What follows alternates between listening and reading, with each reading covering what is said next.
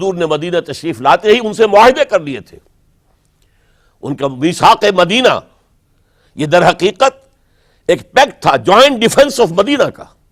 مدینہ پر اگر کوئی حملہ کرے گا، اور ظاہر بات ہے کہ ایک امکان تھا کہ مکے والے آ کر حملہ کریں، مشرکین مکہ، لیکن مدینہ کا ہم تحفظ کریں گے مل کر، مسلمان اور یہودی. لیکن انہوں نے ہر موقع پر وعدہ خلافی کی. پہلے بنو قینقاع نکالے گئے، پھر بنو نذیر نکالے گئے. غزوہ احزاب کے موقع پر بدترین جو ہے بدعہدی بنو قریظہ نے کی، اور ان کو بڑی سخت سزا دی گئی، چونکہ انہوں نے خود کہا تھا کہ ہمارا فیصلہ سعد ابن معاذ رضی اللہ تعالی عنہ جو فیصلہ کر دیں گے وہ ہمارے حلیف ہے، جو فیصلہ کر دیں گے ہمیں قبول ہوگا. اور حضرت سعد نے تورات کے حکم کے مطابق فیصلہ کیا کہ ان کے جتنے جوان ہیں وہ قتل کر دیے جائیں گے. بڑی سخت سزا تھی کہ جو دی گئی ہے، اس میں کوئی شک نہیں. پھر ان کا اڈا تھا بہت بڑا خیبر میں، وہ نکال دیا گیا، وہاں سے انہیں نکالا گیا. اس کے اوپر مسلمانوں نے قبضہ کیا. جیسا کہ میں نے عرض کیا، عیسائیوں سے کوئی کنفرنٹیشن نہیں ہوئی تھی، لیکن ان دو کے ساتھ ایک مشرکین عرب کا خاتمہ ہوا اور ایک جزیرہ نما عرب سے یہودیوں کا خاتمہ ہوا. لہذا ان کے اندر جلن تھی، انتقام کی آگ تھی. سب سے بڑا تو حسد تھا کہ 2000 سال سے نبوت اور رسالت ہمارے پاس تھی. موسیٰ سے لے کر عیسیٰ تک علیہ الصلوۃ والسلام 1400 برس ہماری تاریخ کے وہ ہیں کہ کوئی ایک لمحہ بھی نہیں تھا کہ کوئی نبی موجود نہ ہو.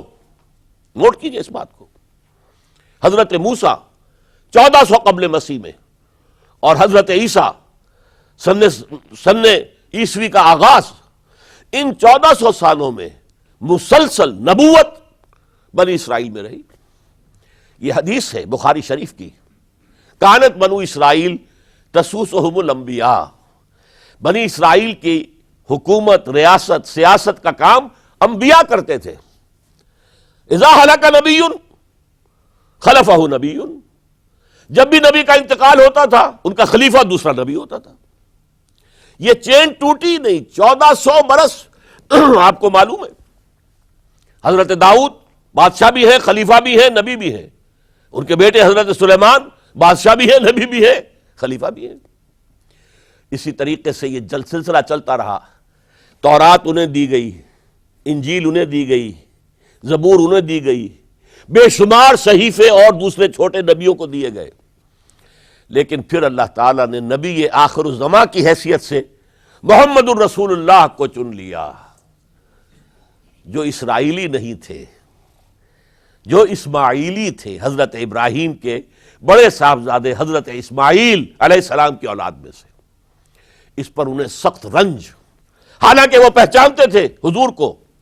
ان کی کتابوں میں جو نشانیاں لکھی تھی وہ پوری حضور پر جو ہے مطابق ہو رہی تھی. قرآن کہتا ہے یعرفونہ کما یعرفون ابناءہم، وہ ایسے پہچانتے ہیں محمد کو صلی اللہ علیہ وسلم جیسے کہ اپنے بیٹوں کو پہچانتے. لیکن انہوں نے نہیں مانا. بدترین دشمن، حسد کی آگ میں جلنے والے، اور آج تک وہی معاملہ ہے. ان کی نیچر تبدیل نہیں ہوئی ہے. اب جو کچھ قیامت صغریٰ آنے والی ہے مڈل ایسٹ میں، عراق پر حملے کے بعد جو کچھ ہوگا، اس سب کی سازش کس نے کی ہے؟ یہود نے. یہ ساری اسرائیلی سازش ہے. بہرحال یہ علیحدہ بات ہو جائے گی. اب انتقام یہودیوں کا آیا. یہودیوں کو یہ معلوم تھا ہم تعداد میں اتنے کم ہیں اور ڈسپرسڈ ہیں.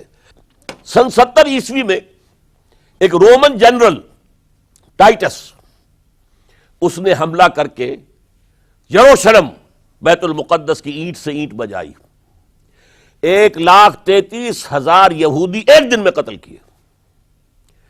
اور ان کا سیکنڈ ٹیمپل جو تھا، جو حضرت سلیمان نے بنایا تھا، معبد، عبادت گاہ، ہم تو اسے مسجد کہیں گے، مسجد اقصی، لیکن انہوں نے اسے کہا ہیکل، ٹیمپل. اس کو گرا دیا تھا نبوکڈنضر نے 587 عیسوی میں. دوبارہ انہوں نے بنایا، اسے ٹائٹس نے گرا دیا. وہ آج تک گرا پڑا ہوا ہے، آج تک. صرف ایک دیوار اس کی سلامت ہے جسے وہ ویلنگ وال کہتے ہیں. وہاں جا کر ماتم کرتے ہیں، روتے ہیں، پیٹتے ہیں. اور اس کو اس وقت سے نکال دیا گیا یہودیوں کو، نکل جاؤ فلسطین سے، بھاگ جاؤ یہاں سے، دفع ہو جاؤ. لہذا وہ ڈسپرس ہو گئے. کوئی یورپ چلے گئے، کوئی روس چلے گئے، کوئی ہندوستان چلے گئے، کوئی افریقہ کے ممالک میں چلے گئے، کچھ ایران میں آ گئے. یہ سب اس کو وہ کہتے ہیں ڈایاسپورا، ہمارا وہ دور جس میں ہم دنیا میں منتشر تھے. جب پوری دنیا میں منتشر تھے تو ظاہر بات ہے کسی فوجی مہم کے ذریعے سے مسلمانوں سے انتقام لینا ممکن نہیں تھا، لیکن انتقام لیا ایک ایسی سازش کے ذریعے سے، ایک ایسا فتنۃ الکبریٰ جو ہے برپا کیا ہے، جس کا کہ میں ابھی آپ سے اندازہ کرتا ہوں، جس کے نتیجے میں حضرت عثمان رضی اللہ تعالیٰ عنہ شہید ہوئے. اس کو یوں سمجھیے کہ حضور کے دور میں جن لوگوں نے شہادتیں پیش کی، انہوں نے اسلام کو قائم کرنے کے لیے شہادتیں دی. اب دور خلافت راشدہ میں جو شہادتیں پیش کی گئیں وہ اسلام کو قائم رکھنے کے لیے، جو عمارت بن گئی ہے اب گرنے نہ پائے، اسے دشمن گرا نہ دیں، اس ڈیفنس کے اندر، اس تحفظ کے اندر جانے دی، ہزاروں نے دی. چنانچہ ایک یہودی عبداللہ ابن سبا، یمن کا رہنے والا، اسلام کا لبادہ اوڑھ کر آتا ہے منافق بن کر، حالات کا جائزہ لیتا ہے، کہاں پانی مرتا ہے، کس طریقے سے میں ان میں انتشار پیدا کر سکتا ہوں، کس طریقے سے مسلمانوں کو آپس میں لڑا سکتا ہوں. اس نے آ کر، دیکھیے تاریخ کے اندر اس سے پہلے بھی ہوا تھا، حضرت عیسیٰ کے دین، اصل دین کو ختم کرنے والے سینٹ پال، جب تک حضرت مسیح دنیا میں تھے سینٹ پال بدترین دشمن تھا حضرت عیسیٰ کا. لیکن جب حضرت عیسیٰ کو اٹھا لیا گیا رفع سماوی کے بعد، وہ عیسائیت کا لبادہ اوڑھ کر آ گیا. مجھے عیسیٰ کی زیارت ہوئی ہے، میں ان پر ایمان لے آیا ہوں، اور اس کے بعد حضرت عیسیٰ کے دین کو ختم کر کے رکھ دیا، توحید کو تثلیث میں بدل دیا. اس سے بڑی تباہی کیا ہوگی؟ اور حضرت عیسیٰ کہہ کر گئے تھے کہ میں صرف بنی اسرائیل کے گھرانے کی کھوئی ہوئی بھیڑوں کی تلاش میں آیا ہوں. اس نے جینٹائلز، غیر یہودی جو ہے، ان کے اندر بھی اپنی دعوت و تبلیغ کا معاملہ شروع کیا. نمبر 3 حضرت عیسیٰ کہہ کر گئے تھے، دیکھنا یہ نہ سمجھنا کہ میرے آنے سے شریعت موسوی ختم ہو گئی ہے. Don't think I have come to destroy law, the Mosaic law, حضرت موسیٰ کی شریعت لاگو رہے گی تم پر. سینٹ پال نے ساکت کر دیا. تو جدید عیسائیت، ڈاکٹر مائیکل ہارٹ، جس کا میں نے حوالہ دیا دی 100 کا مصنف، وہ کہتا ہے کہ موجودہ عیسائیت کرسچینٹی نہیں ہے، پالزم ہے. یہ حضرت عیسیٰ کا دین نہیں ہے، یہ تو پال کا دین ہے. ایک شخص نے یہ کام کر دیا. اسی طرح کا ایک شخص آیا تھا عبداللہ ابن سبا. اس نے سب سے پہلے تو دیکھا کہ اس معاشرے کے اندر قریش کے 2 گھرانوں کی بڑی پرانی چشمک ہے، بنو امیہ، بنی ہاشم. پرانی ان کے اندر قبائلی چشمک چلی آ رہی ہے. اسلام نے آ کر اسے دبا دیا. ختم نہیں ہوتی یہ چیزیں، نسل بعد نسل چلتی ہیں، اندر دبی رہتی ہیں. آگ بجھی ہوئی نہ جان، آگ دبی ہوئی سمجھ. اس نے جان لیا کہ یہ بہترین موقع ہے، اگر اس قبائلی عصبیت کو میں ہوا دے سکوں تو مسلمان منقسم ہو جائیں گے، ایک دوسرے کے ساتھ دست و گریبان ہو جائیں گے. اس نے آتے ہی کہنا شروع کیا، خلافت کا حق بنو ہاشم کا ہے. یہ عثمان، یہ بنو امیہ میں سے ہے، بنو امیہ کو کوئی حق نہیں ہے خلافت کا. 2 پہلے جو خلیفہ تھے، حضرت ابوبکر، حضرت عمر، وہ نہ ہاشمی تھے نہ اموی تھے.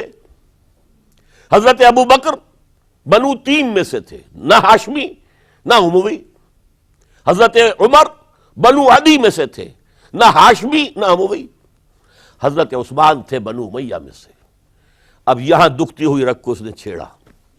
حضور ہاشمی تھے، بنو ہاشم کا حق ہے خلافت، عثمان غاصب ہے معاذ اللہ رضی اللہ تعالی عنہ. پچھلے دونوں بھی غاصب تھے. خلافت حق ہے بنو ہاشم کا. پھر حضرت علی کی شان میں، یہاں تک کہ یہ تو خدا حلول کیے ہوئے علی کے اندر، یہ گاڈ انکارنیٹ ہے، یہ خدا ہے. دیکھیے توحید بھی ختم کی، اس نے تثلیث بنائی تھی، اور حضرت عیسیٰ کو خدا کا بیٹا بنایا تھا. اس نے حضرت علی کو خدا بنا دیا. اور آپ کو معلوم ہونا چاہیے آج بھی نصیری شیعہ دنیا میں موجود ہیں جو حضرت علی کو خدا کہتے ہیں، دی گاڈ انکارنیٹ، کہ کہ اللہ جو ہے حلول کر گیا تھا حضرت علی کے اندر رضی اللہ تعالی عنہ، معاذ